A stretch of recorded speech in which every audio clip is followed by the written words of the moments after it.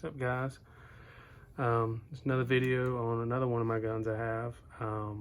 This is a 1940 made, or made in the year 1940 K98K.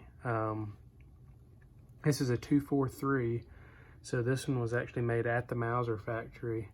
My grandfather bought this in, I think, like 1963 at an Army Depot, and I believe he paid $8 for it, and if you can believe that.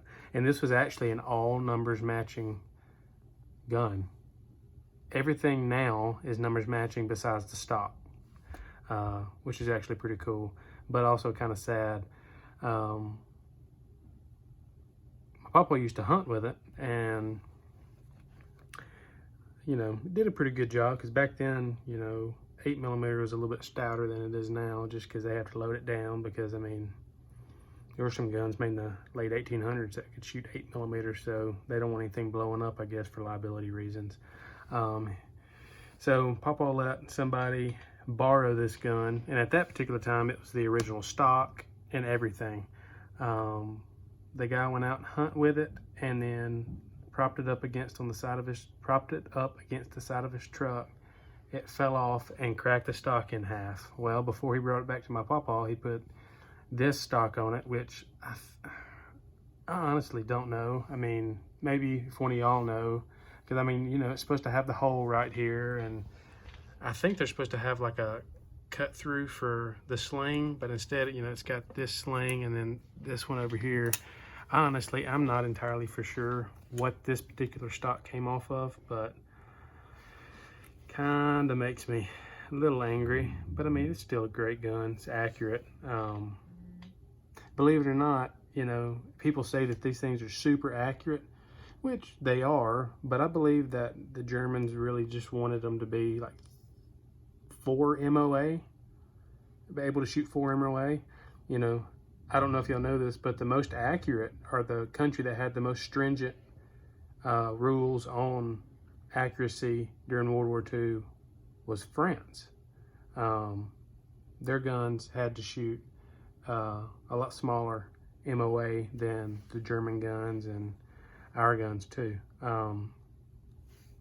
It's got 2,000 meters for your sights, which I can't say that I've ever shot that far on it. I've shot this thing about 200, 300 yards, and pretty reliably. It's just a good old shooter. 1940, so this was a well-made one. Everything locks up nice and tight. Matching follower right there.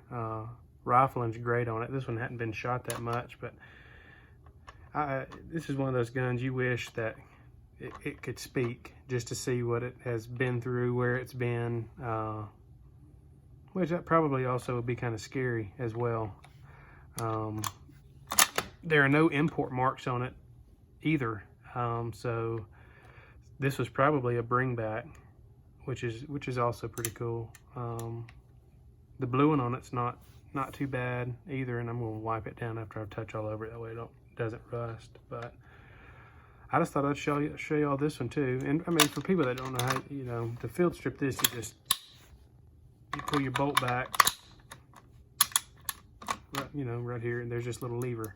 Just pull that out to the side, and then your bolt comes straight out, and then you can clean everything. And it's a little bit more in depth to take your bolt apart, but I mean, it's nothing too difficult. That's where this hole in the stock would come in handy. You kind of have to you gotta pull your extractor out, and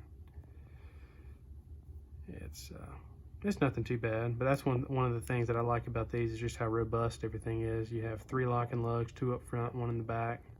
I'll have to show you another one. I actually built a rifle on a Mauser action with a Parker Hale M90. I think it was whichever sniper rifle Parker Hale submitted, which went up against the Accuracy International, which Accuracy International won. But I built one off of that. I'll have to show you all that someday. I've shot that one out. Furthest range we have around here is 600 yards. So I've shot that one out and stacked some pretty good groups with it. I built it all from scratch.